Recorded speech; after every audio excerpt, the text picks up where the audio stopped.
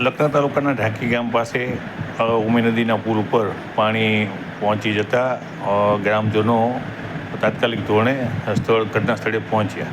સાથે જે ઢાંકી ગામથી કારેલા ગામ બાજુ જવાય ત્યાં એક પાડો આવેલો છે.